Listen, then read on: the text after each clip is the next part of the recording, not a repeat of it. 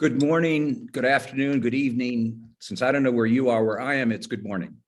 Welcome to what I hope will be the first in a series of conversations online, perhaps in person, about the war on Ukraine, its aftermath, and its consequences.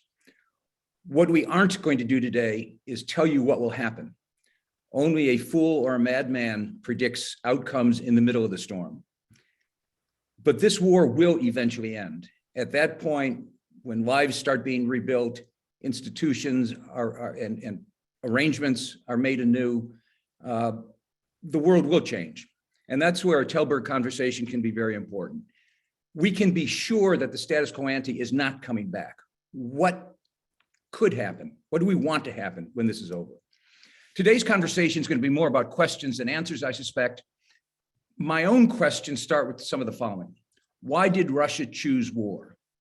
Why did China support that choice? Will the newfound unity in NATO in the West last very long? Will sanctions break Russia? Will the drive to net zero emissions be another casualty of battle? Will soaring commodity prices and food prices, disrupted supply chains push Europe into an economic crisis, and maybe the rest of the world? Could the war spread beyond Ukraine? Obviously, there's more questions than answers, and we're going to do our best to at least imagine some answers. But we do have three thought leaders with us today who can get us going. Dalia Bankauskaitė is a Lithuanian strategic communications expert. She focuses on full society resilience. Jan Eliasson is a longtime Swedish and global diplomat, former UN Deputy Secretary General. Pierre Lellouche is also a longtime, we're all getting old, is also a longtime French parliamentarian, government minister, deeply involved in NATO, in security affairs, in nuclear issues. What I just described doesn't do them even a hint of justice. You can find their bios in the Q&A. So let's start. And for me, I'd like to start with the original sin. Why did President Putin choose to go to war? This is a war of choice. Pierre, what do you think?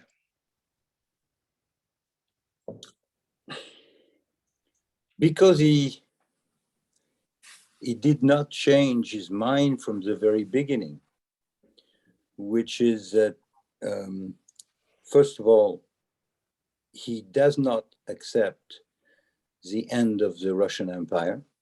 From day one, he continuously repeated that for him, the demise of the Soviet Union was a major geopolitical catastrophe in the 20th century for his country. So he has never accepted the demise of the Soviet Union.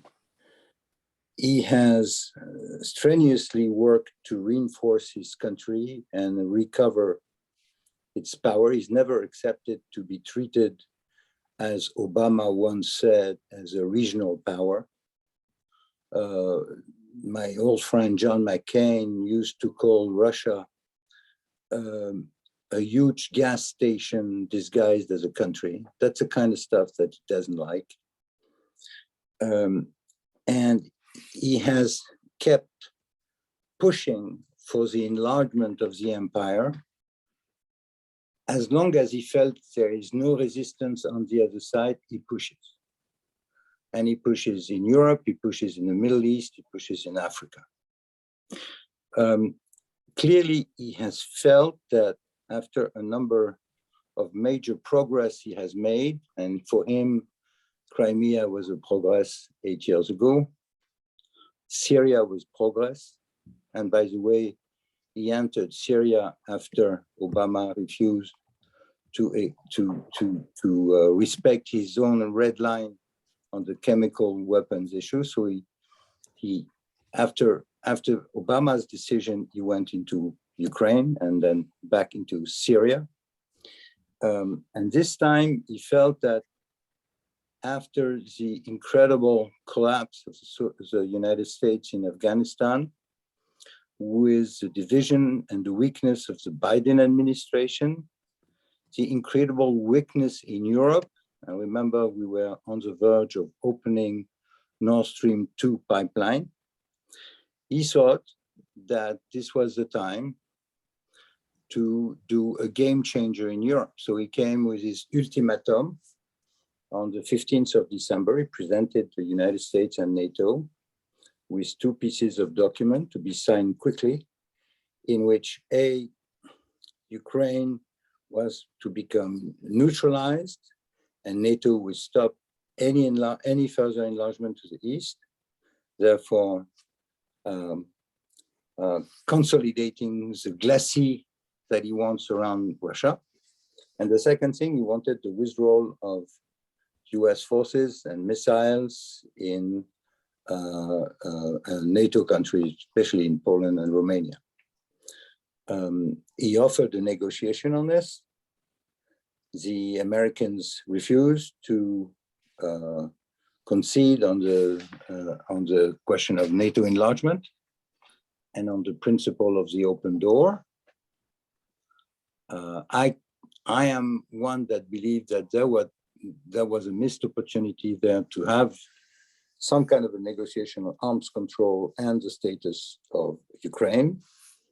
That was not accepted. It was not accepted at the very last moment during the Wehrkunde meeting in Munich, when the entire room applauded Zelensky, but did not provide any security guarantee. The next day, Putin went in.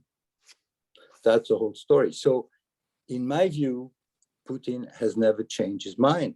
That's why, in my view, he will go to the very end of the operation in Ukraine, as ugly as it is. He told the French president exactly that a couple of days ago. He said, I'm going to go to the end of the plan. So no change. So as long as nobody stops him, he will continue to push. And the question is, what do we do? But I don't want to be too long. One final sentence. I hear a lot of debate today on the notion that he's crazy, that he's a monster, he's wild, he's crazy.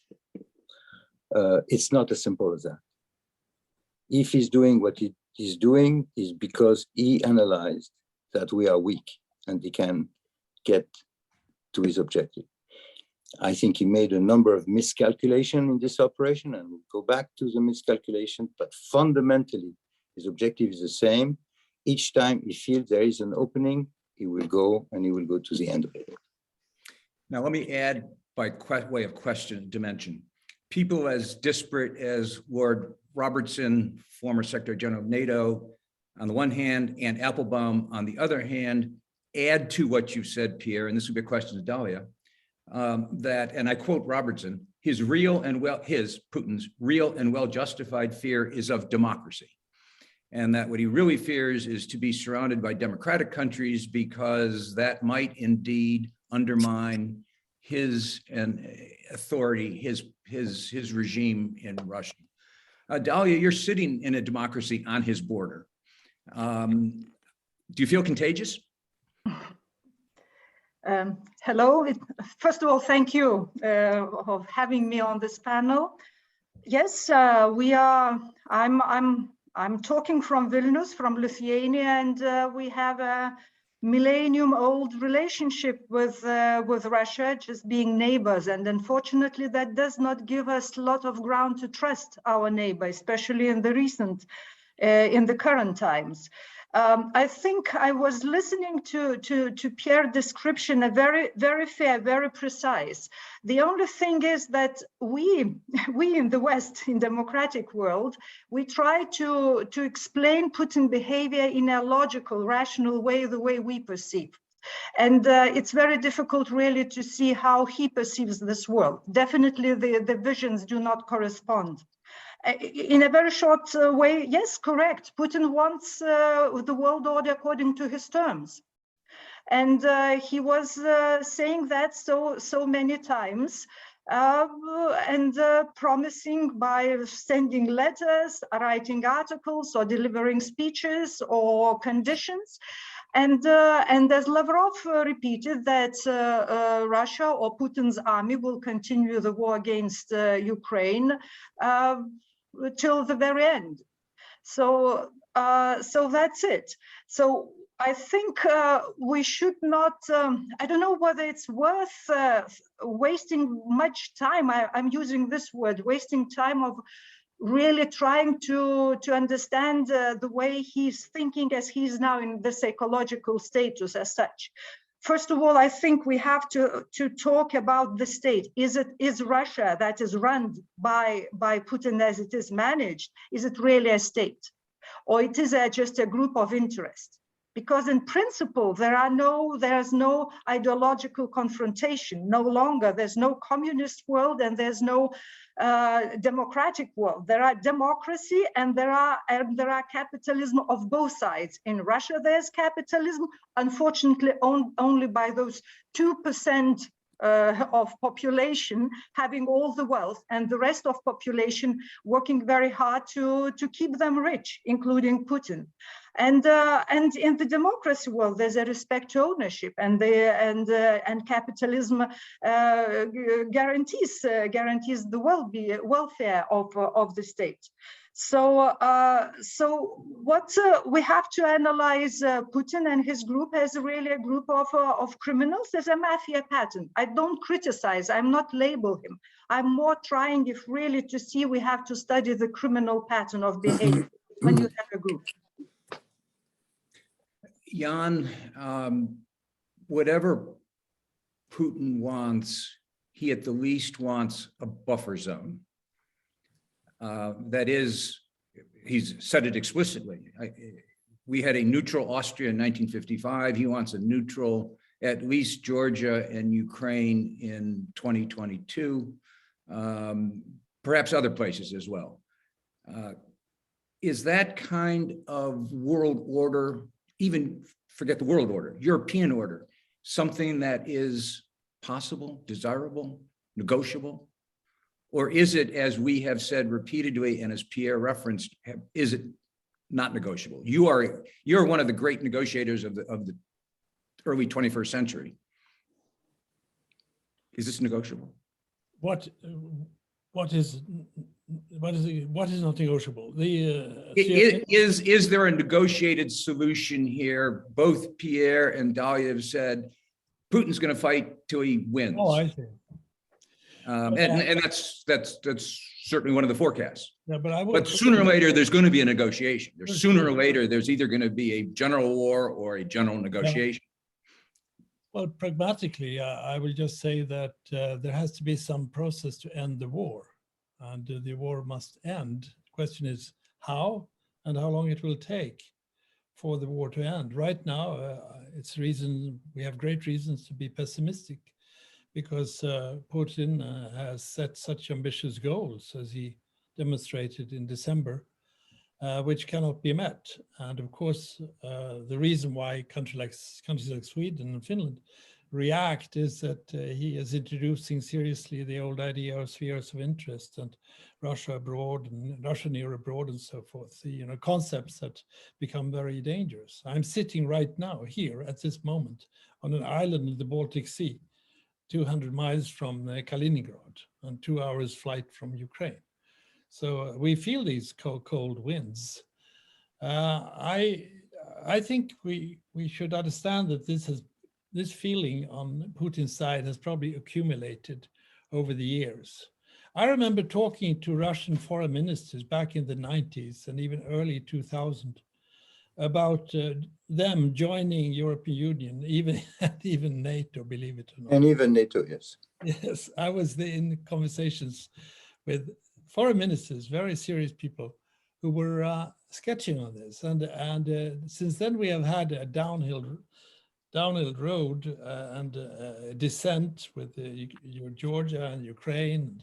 And of course, from the Russian side, they have a sort of revanchist attitude that we didn't listen to them on the NATO expansion. We didn't listen to Putin's speech 2007 in Munich and so forth. And now he has a chance to go for it.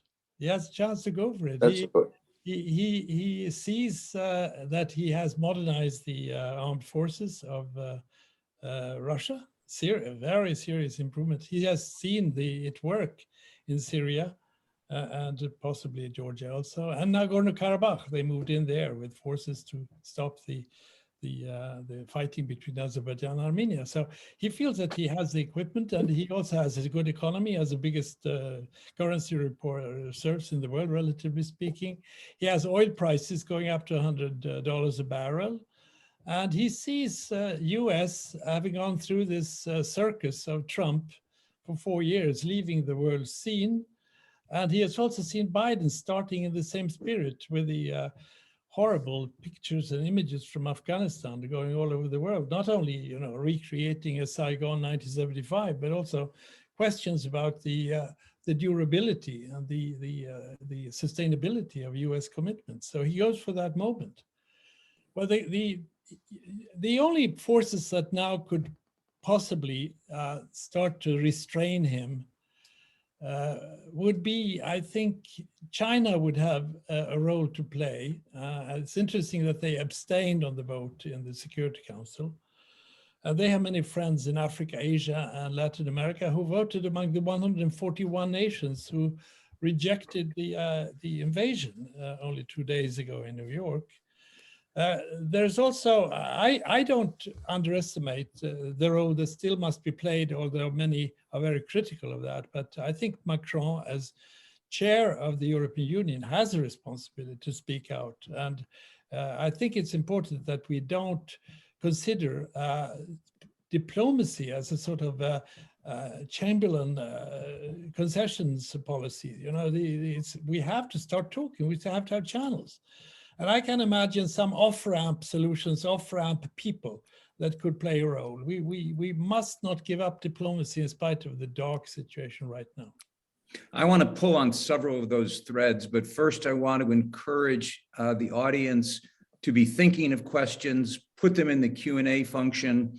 We're going to talk a little bit longer and then entertain questions. But there's several things, Jan, that you just mentioned, and one was the C word. That is to say, China. You did not mention that Mr. Putin attended the Olympics. And it is hard to imagine, put aside leaked intelligence, that they didn't discuss this, that there wasn't approval given, that there weren't commitments made by the Chinese to support the Russian economy in the face of what we had widely advertised was going to be massive sanctions. And we've seen the purchases begin to accelerate of food, of energy, money's flowing, et cetera, et cetera. First point. And the second point is the revanchist idea of spheres of influence is very alive in Asia. The Chinese have made it quite clear, it's a fundamental pillar of their foreign policy, I think, that Asia for the Asians, which really means Asia for the Chinese. And that's been a drive they've been underway for some time. So one could make the case that it's not just the Russians, it is the Russians and the Chinese who are thinking, to Dalia's point, somewhat differently about the world than maybe we have been thinking in North America and in Europe. Pierre, where do you see the Chinese in this? Well, first, before I touch you said Chinese, I want to go back to the origin of this. We are as much as Putin responsible for this mess because of our own complacency with the change of, the events have changed massively over the last 30 years since the end of the Cold War, and we have simply not adjusted to the reality. We believe that the Cold War ended on 8 December 1991, when the leaders of Russia, Ukraine, and Belarus decided to create 3 republics, and that was the end of the Soviet Union. Not one single shot was fired. And for once, it seemed that an empire would collapse without violence. Putin today is recreating the end of the Cold War, or rather restarting a new Cold War in a very violent fashion, because we haven't prepared to this reality of the world today, including Russia, China, and all the others. To your point, there are lots of revisionist, revanchist countries now in the world, in Turkey, in Iran, in the Middle East, but also, of course, China and Russia. The Chinese are going to watch very closely what happened with Putin's war. they are very happy to see Russia suffering. At the end of the day, their partnership will be with a very weaker partner, and they want a weak Russia.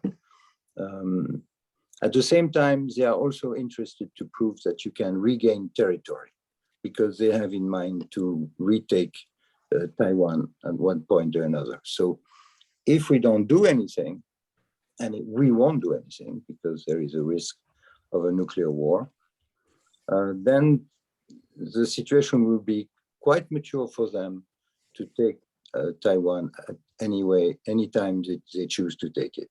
So for China, I would say it's all benefit. If Putin is in trouble, it's good for them. If Putin wins, it's good for them also. So it's fine for them. They just have to sit there and watch and continue to expand their influence. But fundamentally, we need to address, because we have been so complacent in the last 30 years, we don't understand that we are the ones that are responsible for the behavior of these countries. We let them have the cake and eat it at all this. Do you know that at the very moment that we are speaking, we continue to buy gas and oil from Russia every day? Every day we pump something like $700 million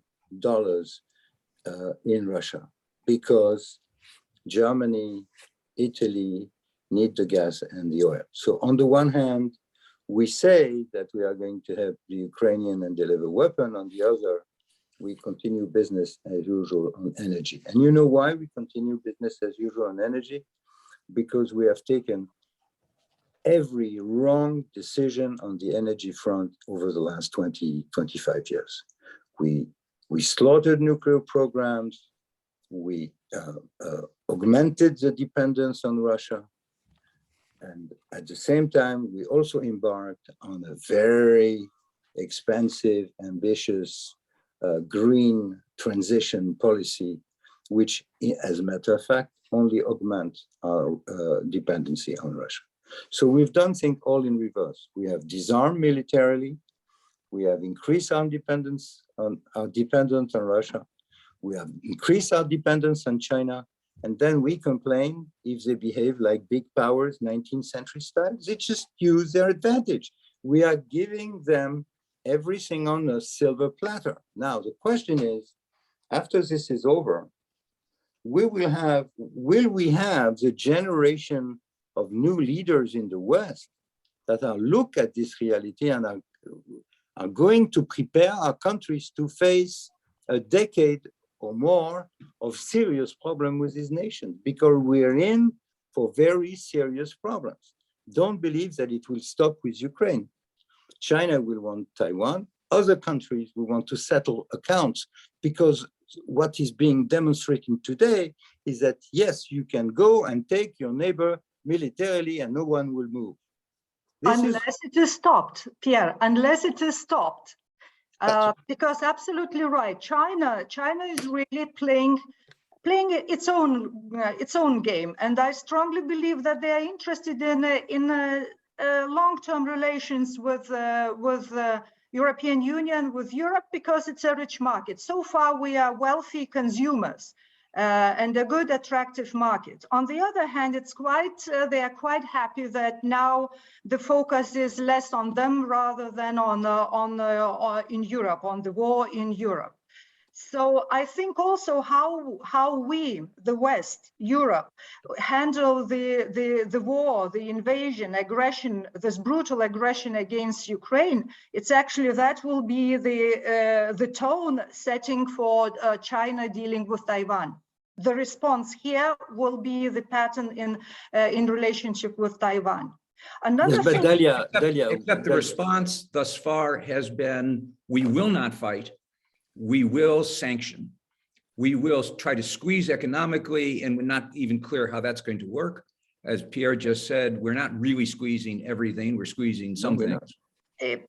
So let me push it further. And it does go to my question of, could this war spread? Is this war stoppable through sanctions? No. Or is it? No. The war is only stoppable by getting ourselves involved in the fight. And there is a danger we do get involved in the fight by this notion that we can deliver weapons to Ukraine, which Madame von der Leyen made popular the other day by inventing for herself a new role as a weapon deliverer, where she has no competence in the subject. It's a very important thing. Please, Putin has said, don't interfere with my operation. If NATO interferes with this operation by delivering weapons or more, and if there is miscalculation, we're into a war. And if there is a war, there is going to be nuclear escalation in Europe. It's a fact. He will go to the end of it, and we know it. Now, the question is, when I hear people play with nuclear things, and we had a couple of French ministers who were very imprudent in the last week mentioning this. You know, the foreign minister, the economic minister talk about a total economic and financial war to Russia. What does it mean, total war? It means we change the regime in Moscow? Who is going to do that? Are we ready for a war with Russia and nuclear escalation? We are not. Therefore, we are not going to stop this war militarily, and we should stop being hypocritical and selling this to public opinion. I know I will be hated by what I'm saying, but I'm intervening here as somebody who's a strategist who knows how NATO works, how we work. We know the escalation. I know the Russian military doctrine when it comes to the first use of nuclear weapon on the battlefield. It's serious business. Now, if we are, you know, there's only three ways this crisis can end. One, Putin obtain what he wants, which is a total control of Ukraine. Let him stabilize it. It will take years. It will ruin the country. It's number one. Number two, we get a war, and we get involved into the war, and then it's a massive war. Number three, somebody kills Putin or does a coup in Moscow. These are the three possible outcomes. No more to this crisis. Jan, I want to pull you into that conversation because you, on your resume, I don't know if it's actually on your resume, have extensive experience in trying to mediate things like Iran and Iraq, which certainly was a long, bitter, deadly, devastating war. It's too early to talk about, is there a fourth option to Pierre's three? Is there you already said, some kind of diplomatic path that gives a fourth option? And if it's, you can't predict it, but what might it look like? What is missing from that equation? Well, I think we need to slow down things and not enter a escalation of threats and counter threats and the rhetoric taking over. I think we need to be very cool. Of course, it's unacceptable that Putin introduces the nuclear issue into a situation where they are not in any military danger or even under any threat themselves, and use the nuclear dimension to counter political reactions. The sense among many nations, you saw it in New York, but you also see it in reaction from countries like Sweden and Finland, is that the war will end if we, the war will of course one day end. And what we can do to promote that movement is of course to make sure that we don't have a serious escalation. So I think anything that can be done to slow down the escalation is crucial. I also think we need to bring in elements of restraint into the situation. And the restraints for Putin will be, even if you don't see any signs that he is receptive to those signs, if China start to hesitate with their massive help on the effect of sanctions. If you analyze the vote in the UN with 141 nations against them, after Putin's relative success in presenting himself as a cool operator over many years in many countries, if you see the sanctions biting, and I think I always ask myself, well, I've been rather skeptical of sanctions, but in this case, if they really are serious about sanctions on the financial side, it could have effects rather immediately on Russian public opinion, Russian normal life. And there is, I know from many Russian friends, a tremendous distaste of a war against a brother and a cousin nation like Ukraine. Even if Putin tries to present it as a nation that doesn't exist, it's certainly historically part of the Russian culture and historically part of Soviet Union or Russia. So there are a number of factors that we need to strengthen. And in the end, since this unfortunately seems to be Putin's war, you have to look for ways out, looking for those people who can talk to him, those nations that have an angle to move in his direction, an off-ramp opportunity. In the end, it will be probably about saving face, since he has established such ambitious goals. But the thing is, the situation is so dangerous now that we cannot play with the idea of having a NATO-Russia confrontation in the middle of Europe. So we have to use all these other weapons, since we, unfortunately, in my view, did not in Europe take care of our conventional defense. That's right. The decision from Germany is very timely. Unfortunately, it took this situation to move for Germany to move in another direction. In my country, I'm critical that we took this period from 1989 onwards too lightly and thought that we would have eternal peace. But now we are waking up, and it will take some time. But I think Europe now really has a chance to develop more of their own comparative strengths, which lie in later on, of course, after the war, in democracy and in the type of society that we tried to establish after the Second World War. But we cannot sort of take part in a process which leads to verbal and, horribly enough, military escalation with others involved on the battlefield.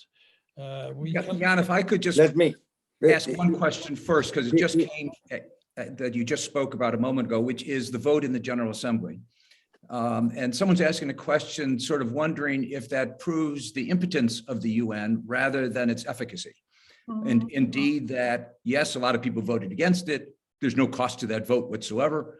And there's no consequence near that any of us can tell to that vote. So, and this then segues into the Security Council, which obviously did not stop this war. It's not really good at stopping wars anymore.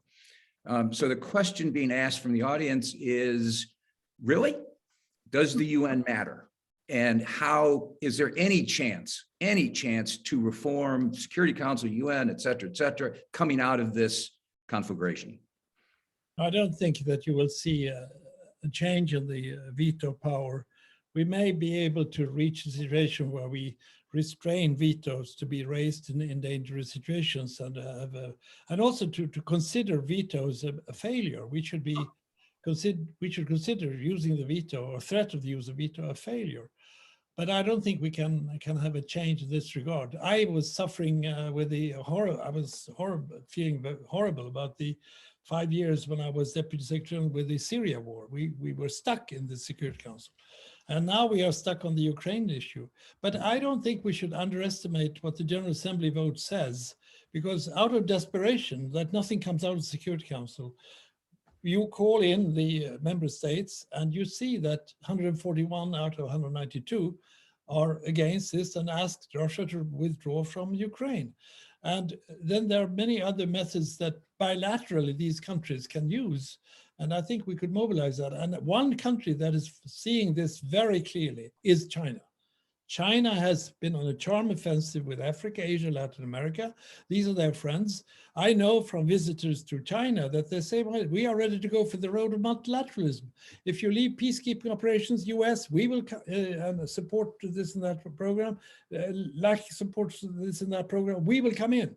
So I think we need to look for openings everywhere right now and take the road to a slowing down rather than speeding up. I think that, sorry, if I may, I think Jan is making the point a couple of times, and he's absolutely right. We must absolutely keep the channel of negotiation open, because at the end of all this, we will have to sit down with our neighbor and find a solution. including a solution to the status of Ukraine in the center of Europe between us and the Russians. I'm glad that President Macron has kept that channel open and stressed it publicly that we are not at war with Russia. We are trying to make it very difficult for Putin to live with the consequences of his act. We have to understand that he... Pierre, but if I can add to saying channel, open channel, there are channels. I was just going to say on this negotiation thing, I am convinced that nothing will work until, as Clausewitz used to say, the fog of war dissipate, which is that we see a situation on the ground which would then permit to build a solution. At the end of the day, we will have again to find a status for Ukraine, something that the Russian demanded in December on their terms, something the Americans didn't want to discuss, and something we will have to discuss one way or another. We'll have to fix the situation on the borders in Europe. I would like to come back to Pierre's starting of projecting those three scenarios, because it's more, I think it's important to remember what happened, but more important to know where we are now and what can be done, at least consider options. So I wouldn't agree that Putin's Russia will stop with Ukraine. One thing, the first, the war is in Europe, and Europe finally, with some delay, but really woke up and realized that war is taking place in Europe, and it's our fight. It's our fight about values, about structures and orders. So Putin will not be, you won't be happy if NATO rolls back, Baltic states become without NATO presence, no NATO defense, etc., back to 97s, and Ukraine, I don't know, no longer exists. That will not stop Putin. Another thing is that when talking about negotiation channels, always negotiations or dialogue channels exist, and they are really always exist. Moreover, please remember that Kremlin is not only Putin. There are many groups of interest and influences, if I may use this word, and among military as well, and negotiations even now are there. Don't we know that not everyone is happy with this war or how these decisions are taking place? Third, about nuclear conflict. If I follow this pattern that is the group, the pattern that they don't think in the terms we think. So nuclear conflict by using nuclear weapons, not possible because criminals are afraid of punishment. If they know that there's a response, they do not venture. Nuclear conflict is possible just because they are being, as they are, as brutal, they might attack civil objects like nuclear power station. Absolutely true. So, third and fourth, information warfare. I really compliment the bravery and resilience and information warfare of Ukrainian people, as well as Ukrainian armed forces, is nothing short of a miracle. And at the same time, I have to realize that Russian society, reaching to Russia's society, is extremely difficult now. Putin's Russia was extremely professional in creating mobilization of the society, at the same time isolating. Have you noticed, have you tried to reach now your Russian contacts? You can't. There are algorithms that do not allow you to forward certain information, or actually they are physically afraid too, because they are, as you know, we know that is correct. That is correct. Yeah, and then moreover, they are using the vocabulary like special operations. It's absolutely different perception mindset when you hear that Russia is dealing with some special operations. They went, they rescued something, and they came back. There's no war. War is absolutely different concept. Why Europe woke up? Why Germany made a major changes? Why the European Union made an unprecedented decision of supplying weapons and organizing all the logistics is just because of realizing that this is the war in Europe. And then I'm looking at Alan. I may make a pause and then save my one more argument later on in a conversation. Because what I would like to do is go to the leadership word. This is Tällberg's. We've got to talk about leadership. And there are several questions dealing with Zelensky's leadership on the one hand, good, bad, or ugly. And on the other hand, Pierre, specifically for you, David Andelman, first says hello. And second asks about whether and why Macron is so far out in front of Joe Biden in the US, once again, in terms of leadership in confronting Russia. And further, is this what's gone on in Germany recently, the leadership of Macron, is this sufficient, he asks, for now and the future? It's the L word, leadership. Yeah, is Macron the European leader who is going to, in fact, solve this? He's absolutely right. It's all about leadership. Let me get to the situation first, understand where we are. Putin did what he did because, and he called it a military technical operation. He saw that this would be quick and easy, that he believed in his own lie. He believed in his own vision that Ukraine does not exist. So he thought that this would be quick and easy. He made 4 big mistakes. Mistake on the Ukrainian army, which is stronger than he thought, on the Ukrainian people, on the Ukrainian leader, who turned out to be a master in communication, and he made a mistake on Europe. Now, why is Europe changing course so brutally? Tell you what, because of this machine, mobile phone. Every Ukrainian has become a war reporter, sharing the misery of his life with the rest of the world, especially the rest of Europeans who believe, like Dalia, that they could be in the same situation tomorrow. And that in turn has forced governments who were prepared to do absolutely nothing until the very last moment to suddenly decide to open their eyes on reality and yes, discover that all of our armies were cut by 2 or by 3 in the last 20 years, 30 years. So the French army has been cut by half. We lost 70% of our tanks, 60% of our airplanes, and so on. And I could go on the list. We have 200 tanks left when the Russians have 16,000. And we have one of the strongest army in Europe, believe it or not. The German army is in despair. So now they're saying we are going to rearm. It's going to take 15 to 20 years to rearm.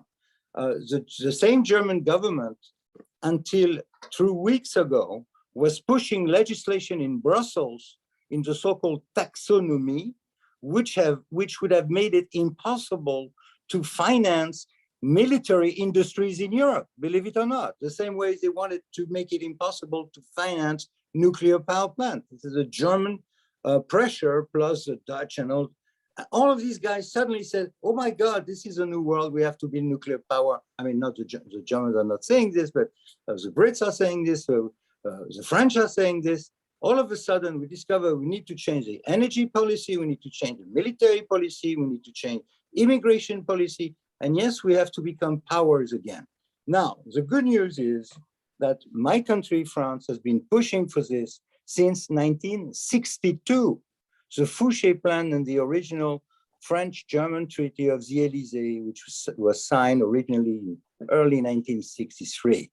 We have always wanted to have a power Europe with an army, with a military industry. Nobody wanted to hear that. Nobody in Europe wanted to hear that. Now I'm hearing that everybody wants it. Great. I just want to see it happen. I'm old enough to know the bureaucracy in Brussels and how governments are. If there is public opinion pressure, we may get there, and that's great news. And then the second question is what happened next with NATO and to American guarantee and the links with the leadership of Macron versus Biden, I am completely surprised by the disappearance of the US. Before, all the way until the Verkunde, right before the invasion, the US was saying, the Ukrainian, if they want to join NATO, fine, we will support them. The open door policy, all right? Then the war started, and then the American disappeared. Nothing was said. So in other words,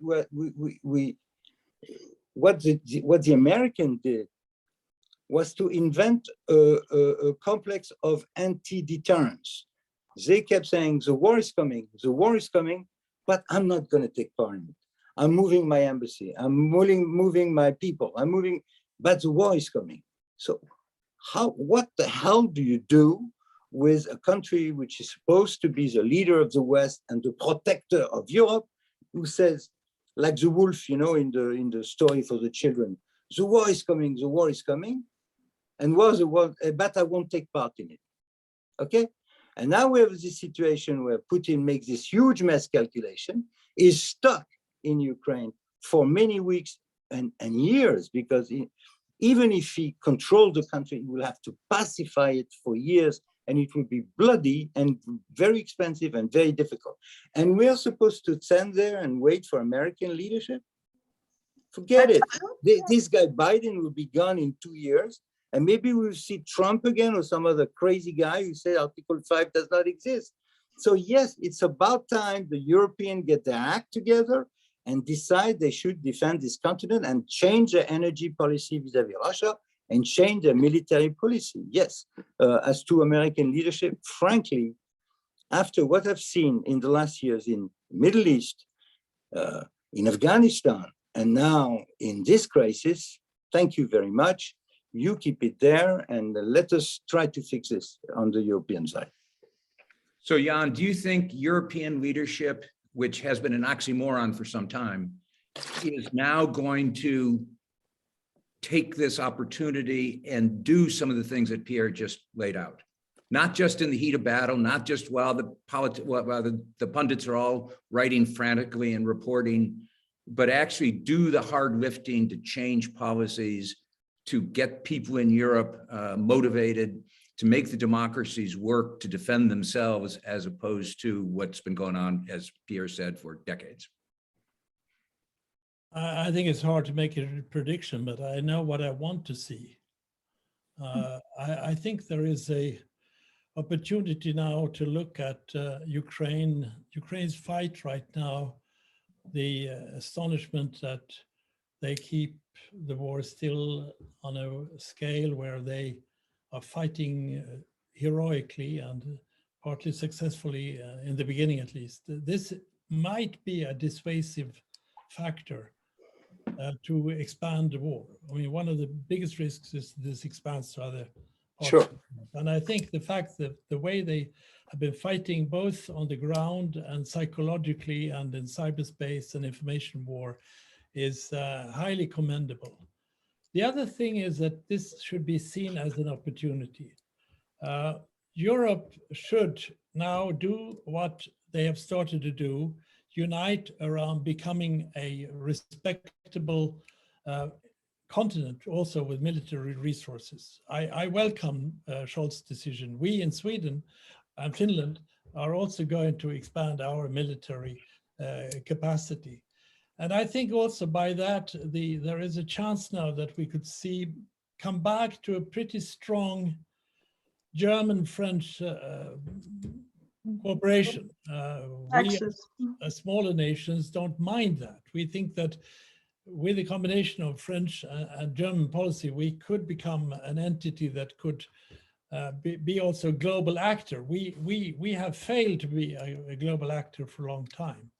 I also think that we could now see a chance to move to perhaps build bridges to Poland and even Hungary, because in this crisis where Poland have behaved in a wonderful way with the refugees and organized the refugee flow across the border in a compassionate and strong manner. I hope to all who come over the border, by the way, but still, this opens up for, believe it or not, a common migration and asylum policy in Europe. which we have been struggling for many years. So I would say, yes, there is a potential for European leadership. I wouldn't complain that much about Biden. He has his big headaches at home. He's struggling, but my God, if you look at the alternative, look at the risks that we will have Trump coming back in 2.5 years.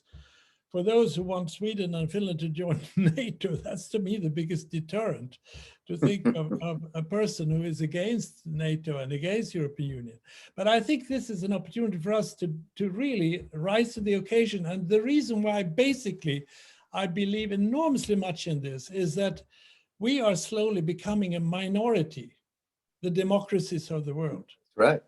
We in Europe, if you look back to the creation of the European Union from the Coal and Steel Union, which had less to do with coal and steel and more with peace in Europe, we have a chance now to really become a global actor and to stand up for democracy. Look at if Trump comes back, it's a very shade of gray of democracy that comes out under his leadership. So I think here we have an opportunity in spite of this horrible situation in which we find ourselves right now. But that's why we must not let this escalation occur and the poisoning of international climate and bringing in aspects like nuclear weapons and so forth. It's just a bit of a defeat of provocation that goes on.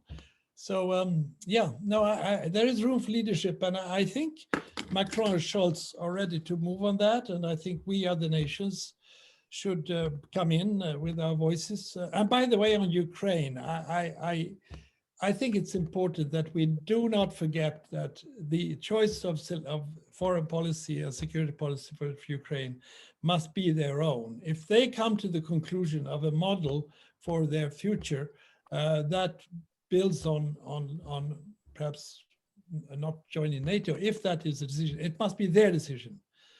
If there is an imposed decision from a negotiation from above on the Ukrainian people, I think we make an historic mistake. But I think they are smart enough to come to the best type of. The thing is, what makes me really mad at this horror that we're watching is that this was possible before the 24th of February. Zelensky himself, at some point, was ready for a solution with a neutrality status that would guarantee the security and the borders of Ukraine. We were working on this, combined with an arms control initiative to deal with nuclear weapons in Europe, because as you know, all of the agreements in Europe are now dead, in part because of the Russian, but also in part because of the Americans in the last 20 years. So yes, there was a possibility to do this. Unfortunately, it was not taken. It was not taken because in the US, they kept saying, no, the door is open. As you said yourself, Jan, Ukrainians have to decide and so on. And at the end of the day, in Munich at the Wehrkunde, they all said, the room was full with Chamberlains, in fact, because they said, vive la porte ouverte, the door open. And then Zelensky asked for protection. He had no protection. He was sent home to fight alone. So at the end of all this, we will have to sit down and work with the Ukrainian status of that country and restore its sovereignty. I hope it can still be done after this horror. And as to what we should do in Europe, like Jan, I'm very hopeful that this wake-up call will be taken seriously by the next generation of leaders. Public opinion now has realized that we live in a very dangerous world. It's time to wake up. Now, how much suffering will our population accept? Because this is only the beginning now of the economic consequences of all this in terms of energy costs, job, inflation. These are going to be very difficult times in Europe as well. So you need very strong leadership to rebuild military defenses, energy policy, and a much stronger industrial and trade policy. We have to do all these things, something we have never been able to do in the last 30 years. So it's a tall order. I want to be hopeful, but I've been in politics long enough, And I've in Brussels, read Pierre about leadership. I've read somewhere that democracy does not yield leadership, does not groom leaders, groom politics administrators, managers. Just an idea, not can't, but that's observing, and we can observe that. Currently, just look for leadership or start identifying. I would give a chance for USA. There's a possibility for the USA to be back to Europe, really being active in the war against Ukraine, against us, Western democracies, and really play a good role, a leading role or active role, because then they will regain at least certain credibility and gain the allies, partnerships in their interest in Asia. Then Europe can be really a very reliable ally, again, I would say. So there's a chance. Let me just, as the American in the room at the moment, and I don't want to make an American perspective here, but I do not think there is a serious conversation in my country about regaining the leadership role that we all would like to see the US play. I regret to say that I think Pierre and Jan are directionally right, that if there is going to be renewed leadership coming out of this, it's going to come from Europe for Europe. And that wake-up call, and it isn't just Trump, and it isn't just Obama. This is decades in the making. The pivot, the famed pivot to Asia was really a pivot home. And that has been ongoing for some time, and my own forecast is to expect it to continue. But the one issue that I did raise at the top that has not been touched on as we're nearing sort of the end of our time, another 10, 15 minutes, is climate. Because in Pierre's long list of things that now need to be done, he said energy, he did not say climate. And I can easily imagine a case where net zero is now gone from the table. That in fact, as you rearm, as you lose energy sources from Asia, from Russia, as you turn coal plants back on, as you desperately, frantically try to rebuild a nuclear option, which is going to take some building both in France and in Germany, that we have a huge problem. And I'm wondering if moments after Glasgow, net zero is finished. Am I being too pessimistic? Does anybody care about emissions other than Mr. Kerry, who told us we should care more about emissions than Russians the other day? What do you think? The Green Deal is over, at least my bet. I don't sound but I think it will be postponed just because gas or nuclear and coal mining, unfortunately, will be back just because of the war in Europe and because of the outcomes of this war. So that's then definitely the climate change. Unfortunately, it will be it will not top the agenda, political agenda, unfortunately. Well, climate change is certainly not over. Climate change will, in fact, continue to accelerate. The question is, how do we do all the things that need to be done? How do we prioritize? It's very sad that we just this conversation has shown that the subjects of climate change, pandemics, poverty, inequalities, human rights violations, all are there in the background and forgotten almost. I think we have to be able to whistle and walk at the same time, and we have to think in terms of both and not as either or. The reality is that climate crisis is a security issue. We may now be right in the midst of discussing Ukraine, rightly so, because it's an urgent issue. It must not run out of control. But if we forget the road that we started to enter about 2 or 3, 5, 4 years ago, that climate crisis is a security problem. You can see it in the Sahel area with migration flows. You can see it in terms of fighting for water that I've seen myself, people killing for. I mean, it's all there. I've seen water, the rise of the level of sea in outside Vietnam, the Mekong Delta, and people can't Yeah, but all this is fine, Jan, but how much are we responsible for this? Let me just remind you, I mean, from my window in France, we represent less than 1% of world population and less than 1% of world emission. Most of that emission is Chinese and American. Now, I have watched my neighbors in Germany push in Brussels all kinds of green policies that are turning to be a disaster strategically. I mean, these guys across the border here have closed their nuclear power plant, reopened coal, built countless number of windmills that use gas, in fact, and rare earths.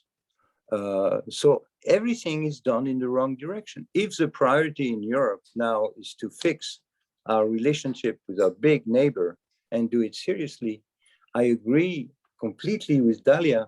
This Green Deal has to be revised deeply, not abandoned, because I'm very concerned about all the consequences. But again, mixing what we do in Europe, and certainly in my country, was one of the cleanest in terms of gas emission in Europe, mixing us with what the Chinese are doing is crazy. So I would hope that the Green Party in Germany, now educated by Mr. Putin, will probably rethink some of these religious belief on nuclear power and on wind power. So it's time that we sit down and revise this whole thing. I don't know how much courage and leadership there will be, but it is inescapable. I find it crazy that Germany is driving more Russian gas, more coal at a time where we are fighting climate change. It's completely counterproductive. And it put us in a very, very dangerous dependence vis-a-vis the Russians. So yes, we have to revise it entirely, but not drop it, of course. One of our friends, Tällberg's longtime friend, is Anders Wijkman, who writes, wind power in Northern Europe and solar power in Southern Europe is the solution. And again, I was trained as an economist, and what we're famous for is not worrying about transition costs.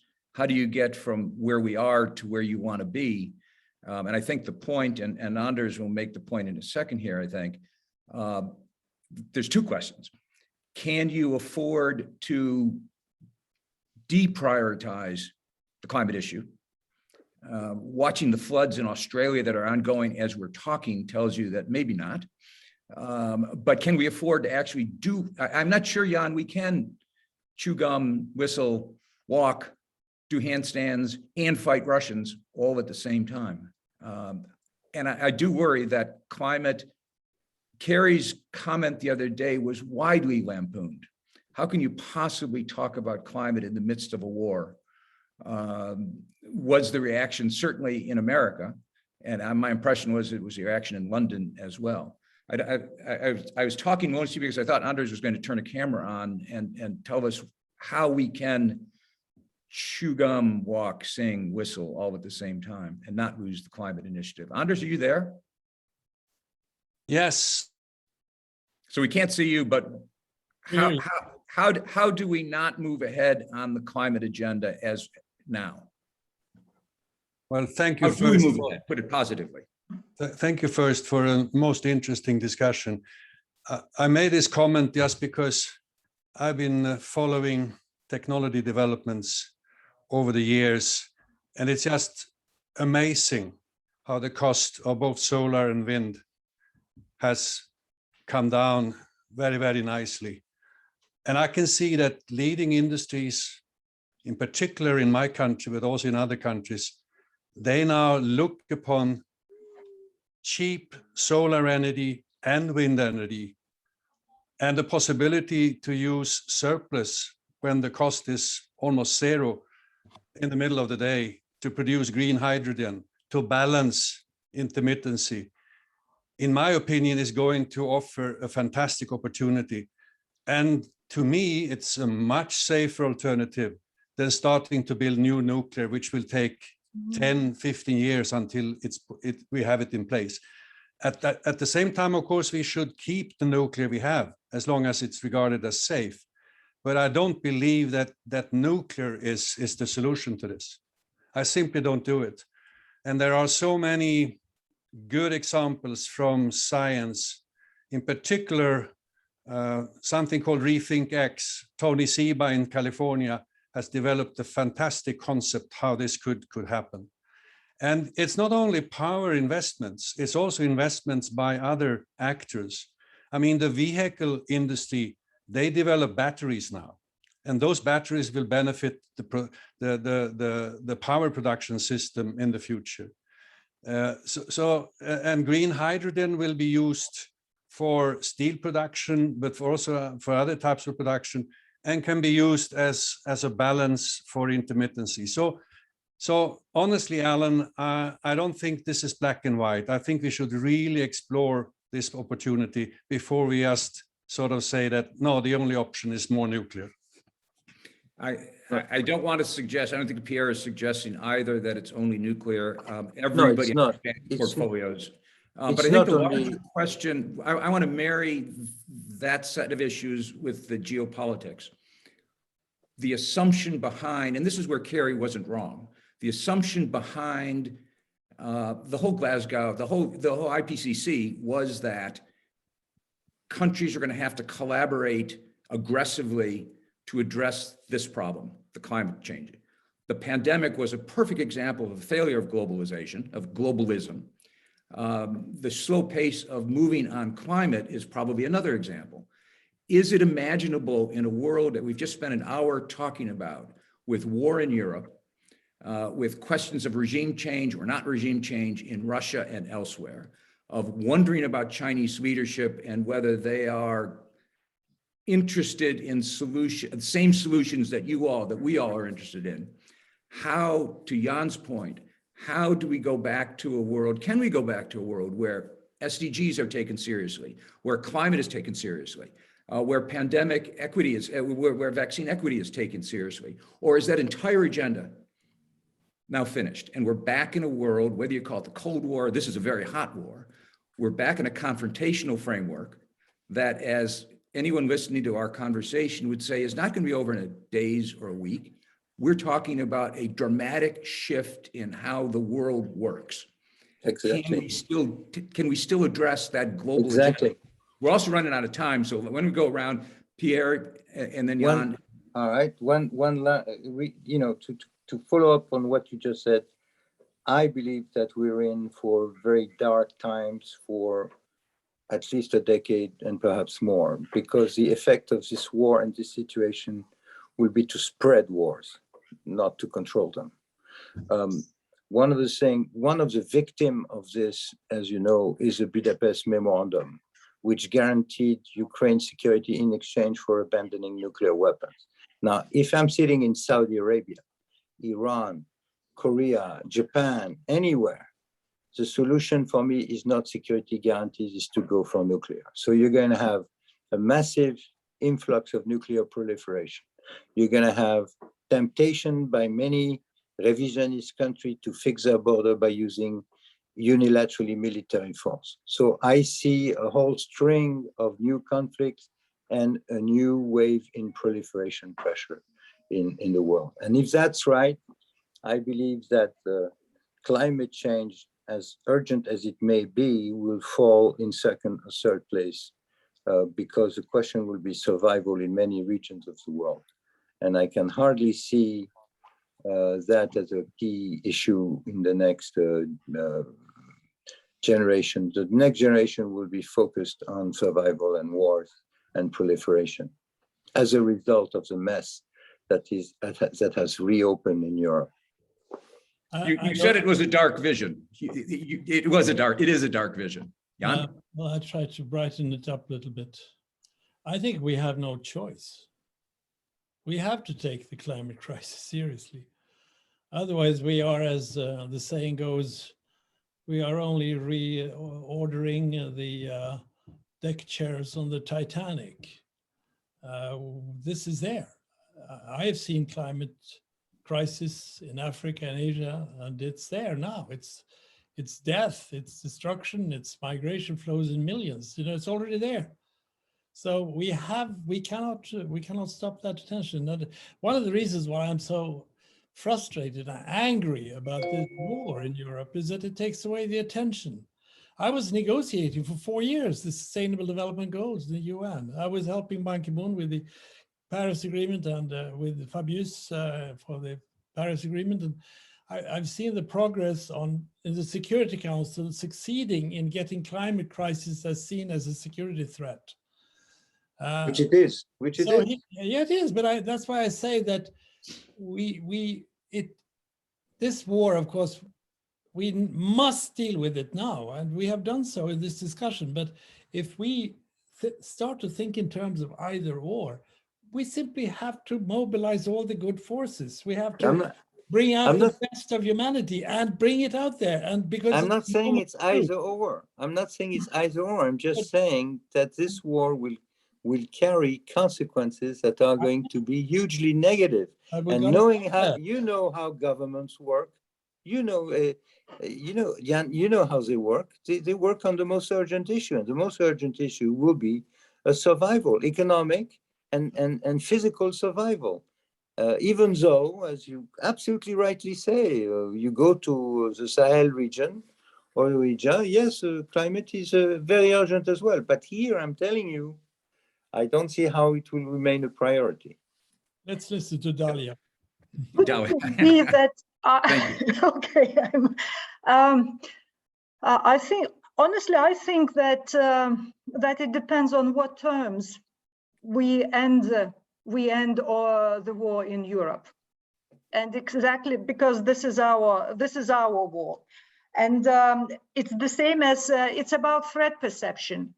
And do we share the same threat perceptions? If we really manage to share climate change as a threat and share this perception, and our moral compass will be the same, so it's very doable. And then we can really be aware. But it's the same as with the security. The security and the threats of Russia as a state threats were perceived differently on the eastern flank, and further to the west, it was more relative than on the eastern flank. So that's it depends really.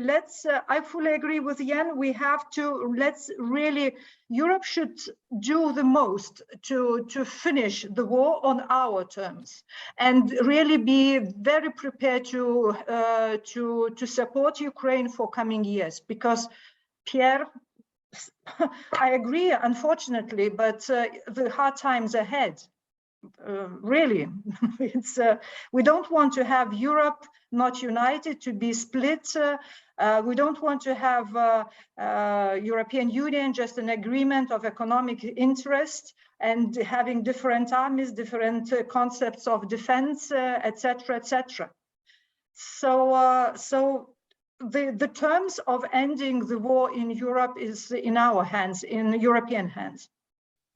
Let me thank everyone who's on the panel, who's listened to the panel, and end with two comments.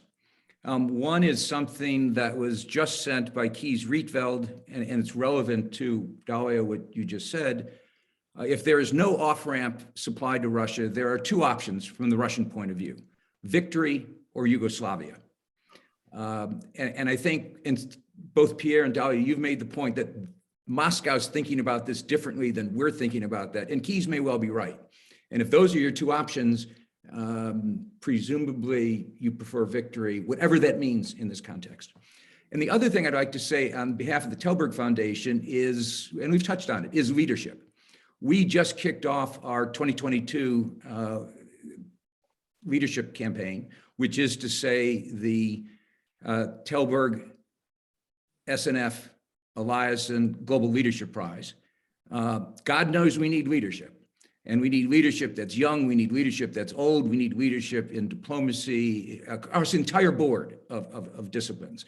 So I would hope that everyone who's spent the last hour and a quarter with us finishes their day by nominating a leader that you think can do some of what we all believe desperately needs to be done to avoid, or at least to mitigate, the vision that, unfortunately, I agree with Pierre and Dalia, we are headed to dark days, but leadership can bend the arc, and that's what we need now. So thank you very much, Jan, Pierre, Dalia, Sarah and Cecilia, as always, for helping make this happen. And there you go. Don't forget to nominate. Tällberg Thank Prize. you, Alan. Thank you. Much. Thank you, Alan. Thank you, Yeah. Pierre. Thank Pleasure. Thank you, Jan and you. Dalia. Good to see you again. Yeah, Pierre, Alan, bye. Bye-bye. Peace on earth. Peace on earth, yes. Indeed. Indeed. Thanks.